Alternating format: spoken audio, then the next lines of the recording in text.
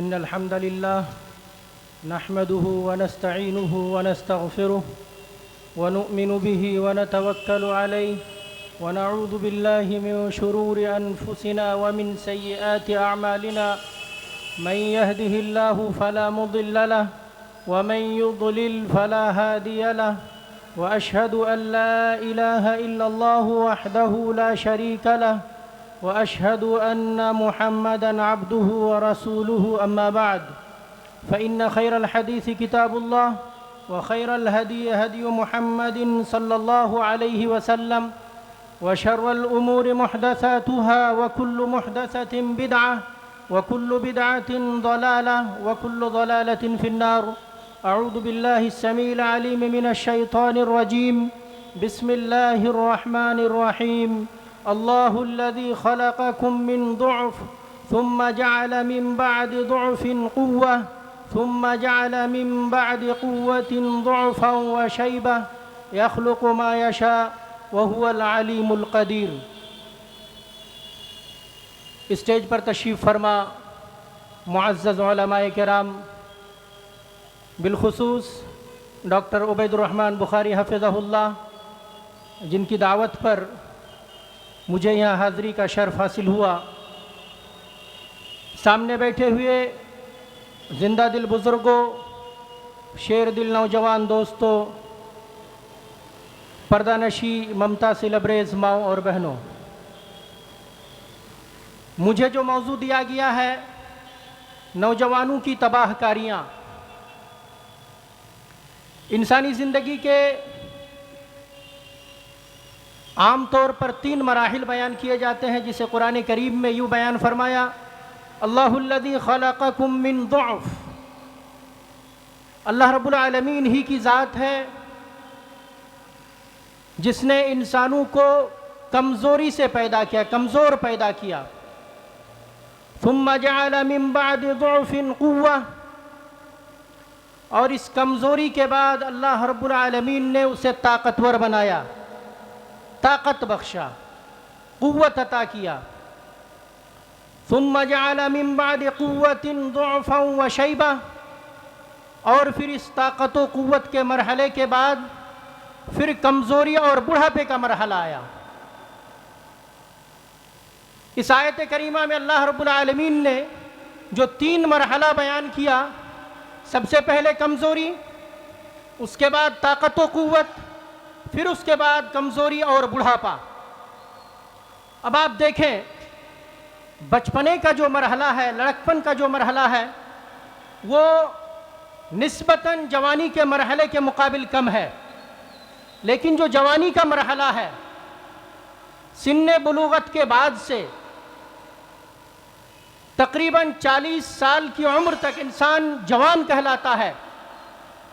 یہ وہ مرحلہ ہے جس کی عظمت کتاب و سنت میں بے شمار ہے. زندگی کا یہ وہ پڑاؤ ہے جہاں انسان سب سے زیادہ ذمہ دار ہونا چاہیے. زندگی کا یہ وہ حصہ ہے جس حصے میں انسان کو سب سے زیادہ اللہ رب العالمین نے طاقت بخشی ہے، قوت عطا کیا ہے. اور انسان اگر اس مرحلے میں اپنی ذمہ داری کا احساس نہ کرے، اللہ نے جو اسے طاقت و قوت عطا کیا ہے اس کا صحیح اور بہتر استعمال نہ کرے، تو پھر انسان آوارگی کا شکار ہوتا ہے، انسان بے راہ روی کا شکار ہوتا ہے. اور اللہ رب العالمین نے جو طاقت و قوت انسان کو عطا کیا تھا، جس مقصد کے لیے یہ مرحلہ دیا تھا، وہ مقصد انسان فوت کر دیتا ہے. حضرات گرامی، آپ کو معلوم ہونا چاہیے، نبی اکرم صلی اللہ علیہ وسلم کی معروف حدیث، راوی حدیث حضرت ابو ہریرہ رضی اللہ تعالی عنہ ہیں. فرماتے ہیں کل میدان محشر میں 7 قسم کے افراد ہوں گے، 7 قسم کے لوگ ہوں گے جو اللہ رب العالمین کے عرش کے سائے تلے جگہ پائیں گے. 7 یظلہم اللہ فی ظلہ یوم لا ظل الا ظلہ ومنہم شاب نشأ فی عبادت اللہ. جس وقت آسمان بہت قریب ہوگا، سورج ہم سے قریب ہو جائے گا، ہر طرف افراتفری کا ماحول ہوگا، سخت گرمی اور شدت کا ماحول ہوگا. ایسے ماحول میں جب ہر طرف انسان پریشان نظر آئے گا، ایسے میں اللہ رب العالمین کے عرش کے سائے تلے اس نوجوان کو جگہ دیا جائے گا جس نے اپنی جوانی اللہ رب العالمین کی عبادت میں گزاری ہے. شاب نشأ فی عبادت اللہ، اللہ رب العالمین کی عبادت میں اس کی پرورش و پرداخت ہوئی ہے. اب سوچنے اور سمجھنے کا مقام ہے کہ جب اس جوانی کی اتنی فضیلت ہے، نبی اکرم صلی اللہ علیہ وسلم نے فرمایا کہ افراتفری کے اس عالم میں، گرمی کے شدت کے اس عالم میں، جب انسان پسینوں سے شرابور ہوگا، اپنے اپنے اعمال کے لحاظ سے کوئی پیر تک، کوئی گھٹنے تک، کوئی کمر تک پسینے سے ڈوبا ہوا ہوگا، ایسے عالم میں اللہ رب العالمین اس نوجوان کو اپنے عرش کے سائے تلے جگہ دے گا جو اللہ رب العالمین کی عبادت میں اپنی زندگی گزارا ہوگا. اس کی پرورش و پرداخت اللہ رب العالمین کی عبادت میں ہوئی ہوگی. سامعین محترم، اس مختصر تمہید کے بعد اب میں سیدھے اپنے موضوع کی طرف آنا چاہتا ہوں کہ اتنی فضیلتوں کے بعد عصر حاضر میں ہمارے نوجوان کس طرف جا رہے ہیں. کیا لگتا ہے کہ ہماری نوجوان نسل اس وقت اللہ رب العالمین کے بتائے ہوئے فرامین اور نبی اکرم صلی اللہ علیہ وسلم کے بتائے ہوئے عظمت کے مطابق ہے؟ ہماری نوجوانوں کی زندگی کا اگر جائزہ لیں تو ہمیں اندازہ ہوگا کہ اللہ رب العالمین نے جس مقصد کے لیے اس قوم کو برپا کیا تھا، اس مقصد کو مکمل طور پر ترک کر چکا ہے، مقصد سے مکمل طور پر ہٹ چکے ہیں. انہیں اپنی زندگی کے مقصد کا پتہ ہی نہیں ہے. وہ صرف اور صرف اس دنیا میں آئے اس لیے ہیں تاکہ آوارہ گردی کریں، آئے اس لیے ہیں تاکہ عیاشی کریں، آئے اس لیے ہیں تاکہ دوسروں کے لیے نفع کے بجائے نقصان کا سامان فراہم کریں. جبکہ یہی وہ قوم ہے جن کے اوپر کسی بھی قوم کی زندگی ترقی عروج کا دار و مدار ہے. نوجوانوں کے کاندھوں پر پوری انسانیت کی ترقی کی ذمہ داری عائد ہے. اگر یہ نوجوان سیدھے ہو جائیں، اگر یہ نوجوان درست راستے کے راہی بن جائیں، اگر یہ نوجوان کتاب و سنت کے پابند بن جائیں، اگر یہ نوجوان اللہ رب العالمین کے بتائے ہوئے فرامین کے مطابق زندگی گزارنے لگے، اگر یہ نوجوان اپنی زندگی کو، اپنی ذات کو نفع بخش بنا لے، تو یہ دنیا امن و سکون کا گہوارہ بن سکتی ہے.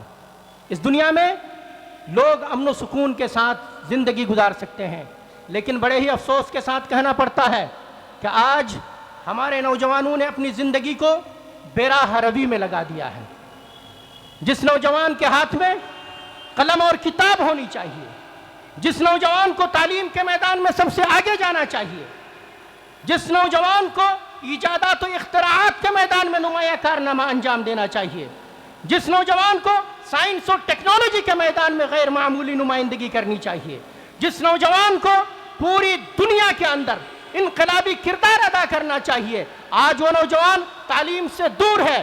آج سچر کمیٹی کی رپورٹ اٹھا کر دیکھ لیجئے، بلکہ بعد میں بھی شمار رپورٹیں ایسی آئی ہیں کہ مسلم سماج کے نوجوان پڑھائی سے کوسوں دور ہے. 10th بمشکل پہنچتے ہیں، 12th کرتے کرتے اچھے خاصے ڈراپ آؤٹ ہو جاتے ہیں، گریجویشن میں بہت معمولی ہماری نمائندگی ہے. اسی طریقے سے اگر ایم اے اور پی ایچ ڈی میں جائیں گے ہائر ایجوکیشن میں، تو وہاں بھی ہماری نمائندگی بہت معمولی ہے. اب بتائیے، جس قوم کے نوجوان پڑھے لکھے نہ ہو، اس قوم کے نوجوان سے ہم کیا خیر کی امید کر سکتے ہیں؟ جبکہ مذہب اسلام کے بارے میں آپ کو معلوم ہے کہ ہماری ابتدائی تعلیم سے ہے، انتہا تعلیم سے ہے. حضرت آدم علیہ السلام کی تخلیق کے بعد حضرت آدم علیہ السلام کو فرشتوں پر فضیلت تعلیم کی بنیاد پر دی گئی تھی.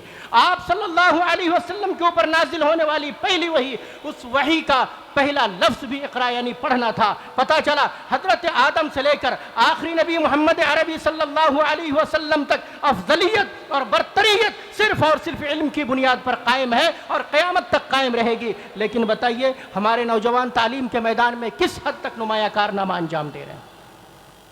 مختلف کمپٹیٹیو ایگزام کے رزلٹ دیکھ لیجئے، کبھی کسی اسپتال کا دورہ کیجئے، وہاں ڈاکٹروں کی فہرست دیکھیے، کسی سرکاری دفاتر میں جا کر دیکھیے، کہ ہمارے نوجوانوں کی نمائندگی کس حد تک ہے۔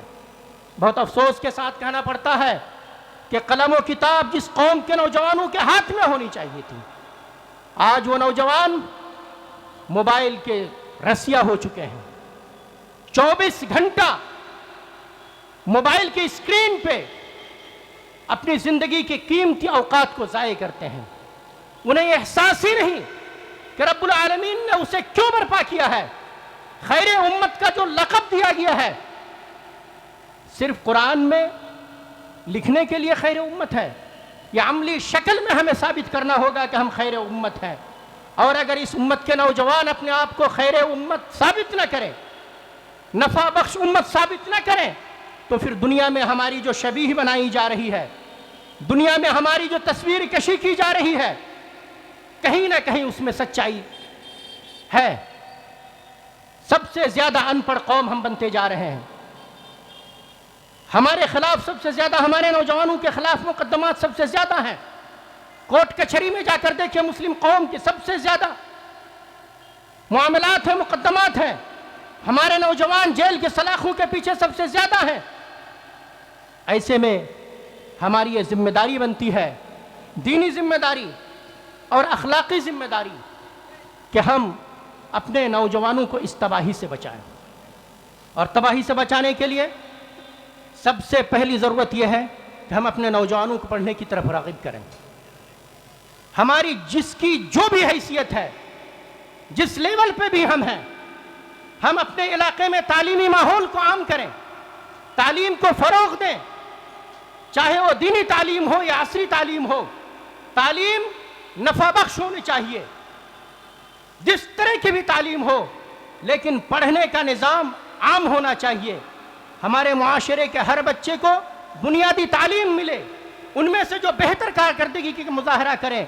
معاشرے میں ایسی تنظیمیں ہونی چاہیے، ایسے ادارے ہونے چاہیے جو اچھے بچوں کو اعلیٰ تعلیم کے لیے سہولت فراہم کرے، اگر وہ مالی اعتبار سے مستحکم نہیں ہے، تاکہ سماج کا یہ بچہ تعلیم یافتہ ہو کر سماج کے لیے بہتر کارکردگی کر سکے، سماج کو ایک بہترین مقام پہ فائز کر سکے، سماج کی نیک نامی کا باعث بنے، ملک و ملت کے لیے بہترین کارکردگی کا مظاہرہ کرے۔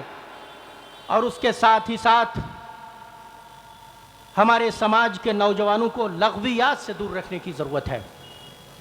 ایک مومن کی خوبی یہ ہے، قد افلح المؤمنون الذین هم فی صلاتهم خاشعون والذین هم عن اللغو معرضون۔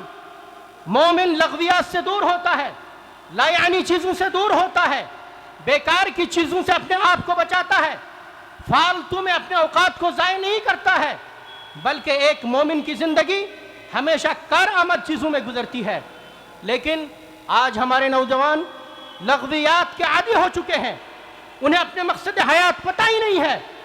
گھنٹوں گھنٹہ ہم جب اپنے مسلم سوسائٹی میں یا مسلم گاؤں محلے میں گزرتے ہیں، رات کے 12 بجے 1 بجے 2 بجے نوجوانوں کا ٹولہ ہوتا ہے، ہاتھ میں موبائل فون، فری فائر اور نہ جانے کیا کیا ہوتا ہے۔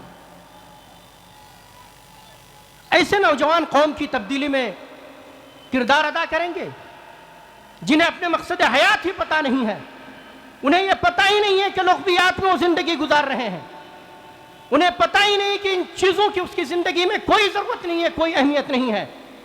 لیکن معاشرہ بڑی تیزی کے ساتھ اس تباہی کی طرف جا رہا ہے۔ لوگوں کو اس بات کا اندازہ ہی نہیں، بلکہ پہلے تو بڑوں کا اتنا احترام ہوا کرتا تھا کہ بچے کوئی غلط کام کرتے ہوئے اگر کوئی بڑا انہیں دیکھ لیتا تھا تو بھاگنے کی کوشش کرتے تھے۔ لیکن اب 21ویں صدی میں جبکہ دنیا گلوبل ولیج میں تبدیل ہو چکی ہے، ایسے دور میں بڑوں کا احترام بھی ہمارے دلوں سے ختم ہو چکا ہے۔ ہمارے بچے پوری جرأت کے ساتھ بلکہ نہایت ہی ڈھٹائی کے ساتھ، بے حیائی کے ساتھ غلط کاموں میں اجتماعی شکل میں ملوث ہوتے ہیں۔ کسی بڑے کا آس پاس سے گزر ہوتا ہے تو انہیں خوف بھی نہیں ہوتا ہے، بھاگتے بھی نہیں ہیں، بلکہ انہیں احساس تک نہیں ہوتا ہے کہ کوئی بڑا ہمارے پاس سے گزر رہا ہوتا ہے۔ جبکہ نبی اکرم صلی اللہ علیہ وسلم نے فرمایا، لیس منا من لم یرحم صغیرنا ولم یوقر شرف کبیرنا۔ وہ شخص ہم میں سے ہو ہی نہیں سکتا ہے، وہ امت محمدیہ میں ہے ہی نہیں جو اپنے چھوٹوں کے ساتھ رحم و کرم کا معاملہ نہ کرے اور چھوٹے اپنے بڑوں کے ساتھ عزت و تکریم کا معاملہ نہ کرے۔ کہاں گیا وہ زمانہ؟ وہ خوبصورت دور کہاں چلا گیا جب ہمارے چھوٹے بڑوں سے ڈرا کرتے تھے اور بڑوں میں اتنی ہمت و جرأت ہوا کرتی تھی کہ چھوٹے اگر کوئی غلط کام کر رہے ہیں تو فوراً اسے ٹوکتے تھے، لیکن اب ہمارے بڑے بھی نظر انداز کرتے ہیں، اعراض کرتے ہیں، چونکہ اب وہ سماج نہیں ہے کہ آپ کسی کے بچے کو، کسی کی اولاد کو کوئی اچھی بات بھی بتائیں، اس لیے کہ سماج اور معاشرے کا یہ مزاج بنتا جا رہا ہے۔ یہ جو نیوکلیئر فیملی کا مزاج آیا ہے، نیوکلیئر فیملی سسٹم آیا ہے، اس میں بہت حد تک ہمارے بڑے اپنے چھوٹوں سے دست شفقت اٹھا لے رہے ہیں۔ لہذا ضرورت اس بات کی ہے کہ ہم اپنے بچوں کو لغویات سے، لا یعنی چیزوں سے، بیکار کی چیزوں سے دور رکھیں۔ اسی طریقے سے ضرورت اس بات کی بھی ہے کہ ہم اپنے بچوں پر سختی کے ساتھ نظر رکھیں، ان کے صبح و شام، دن و رات، ان کے ساتھی کس کس طرح کے لوگوں کے ساتھ ان کا اٹھنا بیٹھنا ہے، کیسے لوگوں کے ساتھ معاملات ہے، اس پر سختی کے ساتھ والدین کو بالخصوص نظر رکھنی چاہیے۔ اس لیے کہ آج کے دور میں نوجوانوں کی جو سنگت ہے، جو ساتھی ہیں، ملنے جلنے والے ہیں، اگر آپ کے گھر کا ماحول سخت ہے، گھر میں اگر بگڑنے کے مواقع کم ہیں، تو اسکول کے اندر، کالجز کے اندر، یونیورسٹیز کے اندر بے شمار مواقع میسر ہیں جو آپ کی نظروں سے دور ہیں۔ آپ دیکھ تو نہیں پاتے ہیں کہ آپ کی اولاد گھر سے باہر، کالج کے اندر جا کر، اسکول کے اندر جا کر، یونیورسٹی کے ماحول میں کس طریقے سے بے راہ روی کے شکار ہو چکے ہیں۔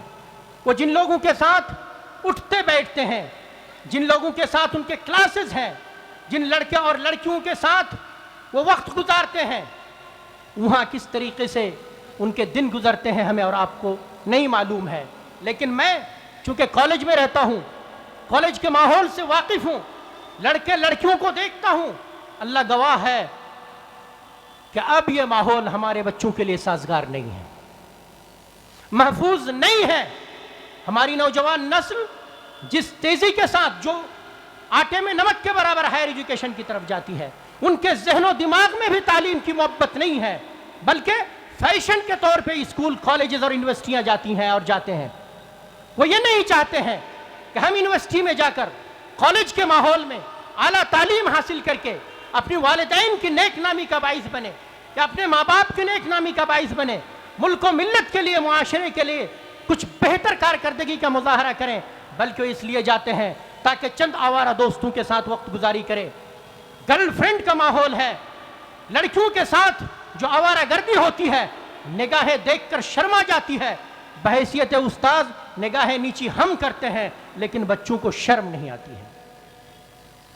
ایسے ماحول میں جب ہمارے بچے تعلیم حاصل کرنے جاتے ہیں تو ہماری بنیادی ذمہ داری ہے کہ ہمارے بچوں کے اس ماحول پر بھی ہم نظر رکھیں کہ کس طرح کے بچوں کے ساتھ اٹھنا بیٹھنا کرتے ہیں، کس طرح کے ماحول میں یہ اپنی زندگی گزارتے ہیں۔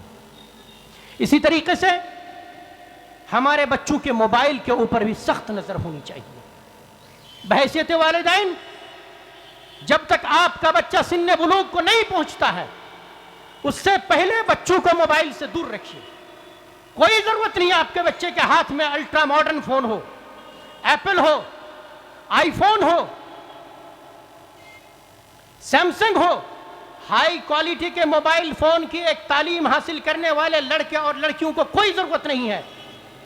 اگر موبائل فون کمیونیکیشن کے لیے ہے، رابطے کے لیے ہے، تو ایک 1100 روپے کا سیٹ بھی کافی ہو سکتا ہے۔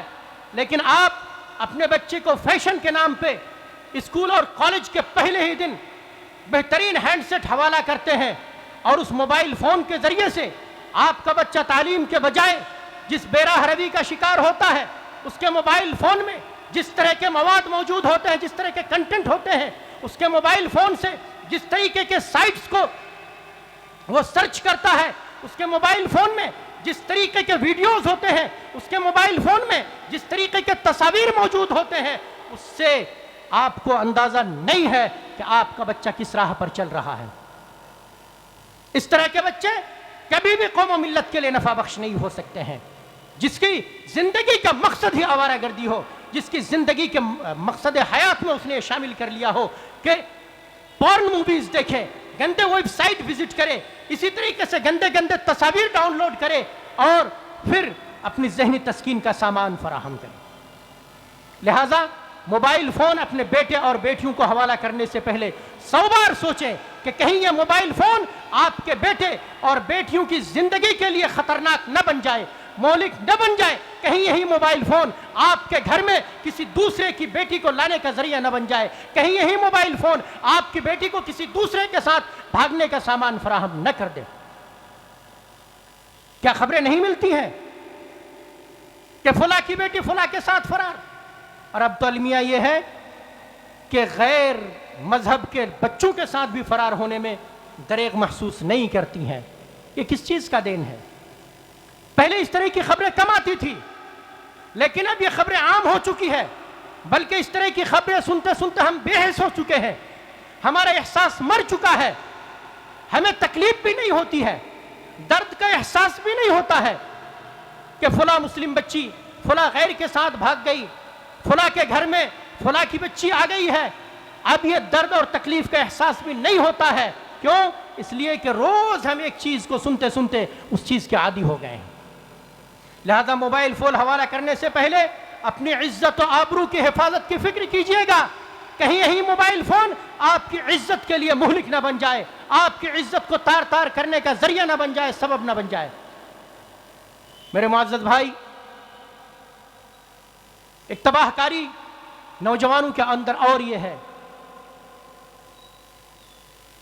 کہ نوجوان بے حیا ہو چکے ہیں۔